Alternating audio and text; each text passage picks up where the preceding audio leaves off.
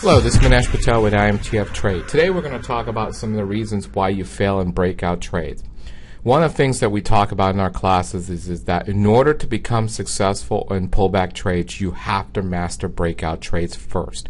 Why? Pullback trades is an art, believe it or not. Most retail people are taught to do pullback trades, and the reason why is they generate a lot of commissions. We're not here to generate commissions at all. We're here to sit there and generate consistent profits over and over. We're here to try to make the most amount of money per share or per contract that we could make, which means basically we're looking for a 3-to-1 reward risk ratio or higher. As a retail trader, that's basically I was taught how to do pullback trades, and that's one of the reasons why I failed as a retail trader. Until I sat there and mastered how to do breakout trades, I never was able to consistently be profitable. And this is one of the reasons why we're going for this video today. Most people gravitate towards pullback trades due to the low risk. They'll sit there and tell me that they could take on a whole bunch of risk, so small little trades they lose, as long as they lose small. That's fine, but believe it or not, after a couple of losing trades, it does dent your confidence and your ability to sit there and believe in your system. So psychologically, it's not a good thing at all. And the reason why is on pullback trades, you're trying to bet where price is going to stop and reverse. You're not really getting in the same direction that price is going. Breakout trades have a higher probability because you're trading in the direction price is going. Okay, so let's go to the chart. I pulled up a simple example here of Costco right now. This is a 4-hour chart. You could do this on any time frame. You could see this here, and we're just going to go to our shaded areas first. Okay, so what I'm going to do is I'm going to shrink this down. I'm going to go to my shaded areas here, and I'm going to remove all the drawing tools here. Okay, now a couple of things you need to look at here. Okay, when you have where you have the red shaded areas, basically means bearish, and you got the blue breakout dots here. Then you have the green shaded area, you have the blue dots here, which are basically the blue breakout dots. Okay, now a couple of things here. The key thing, the two #1 mistakes that people make in breakout trades is as follows. One, these blue dots here are your breakout entry. A lot of people give you breakout entries same as we do. Okay, these are guidelines. It does not mean this is a fact that where it should be there. The #1 thing you should do is take that breakout entry. I would draw a line there and make sure it does not intersect any highs or lows or bars anywhere at all. Okay, and you could see here that this is very close to the highs, lows, and closing price here completely. And basically what you should do is sit there. If it does do that, then you need to sit there and move it off that entry. You could see that breakout entry right there is hitting the low of that bar. That is not good. So what needs to happen is I need to sit there and move up my entry more and more and more so I do not intersect anything. If I kept it right there, then I'm going to intersect these opening price right there and that closing price right there, and also that low. Now I got to clear the high of that bar right there, which gets me to right there. And then I get this high of that bar. It needs to go a little higher. So I need to sit there. If I go higher, I'm right there. I need to go higher right there. If I do that, now I intersect no highs or lows closing prices at all, and that should be my entry. Look at the big difference that makes. Right there. This is my guideline. There's my entry. So here I did not get into this trade at all, which is a good sign, because look what happened. I went in this trade and it closed lower than my entry, which is not good at all. Okay, so that's the #1 mistake that most people make. Second, you need to make sure that whenever you enter a trade that you close above this breakout entry or close below that breakout entry by a certain amount. Certain amount that's not quantifiable at all. You could see here, this is a good bearish trade right there, believe it or not. We sat there and closed below that level. That's good enough. So this one was good enough. This one right here, if we'd enter here, that was not good enough. If we entered here, then that is good enough because we closed above it. Because your breakout entries, you want to make sure you have momentum on your side. So you want to make sure that the closing price is above your breakout entry on bullish and below your breakout entry on bearish. If it's not, I would suggest you get out of that trade. Okay. Second thing is that you want to make sure on the second bar you follow through.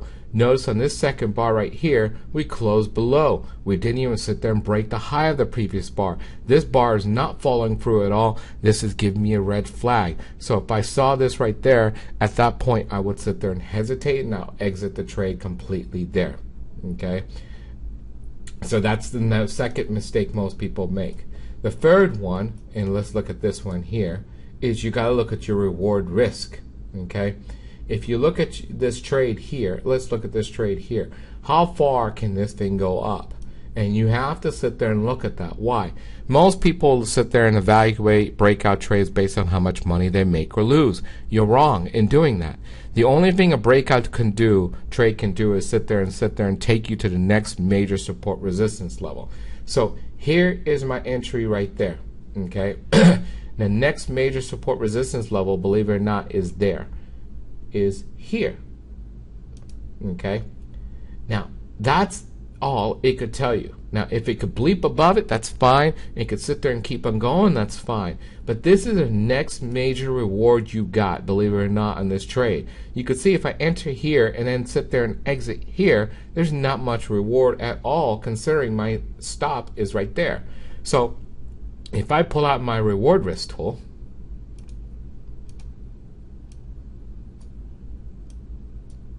and I put it on my entry right there, and say, okay, my minimum reward is going to be right there.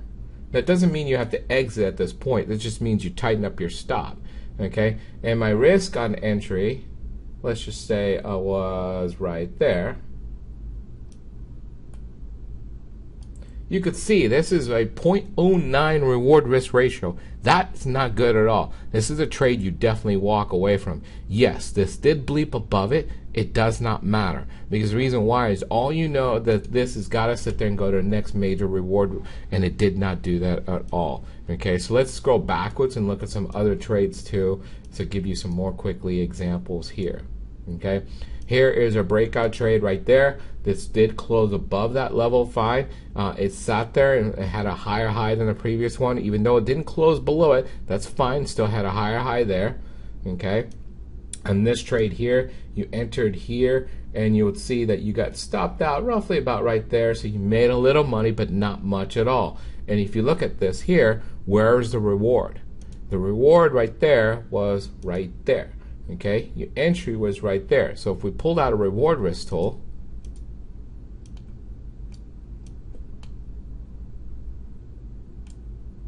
okay, that's my risk right there on, let's just say on entry was right there. Okay, and my reward was right there.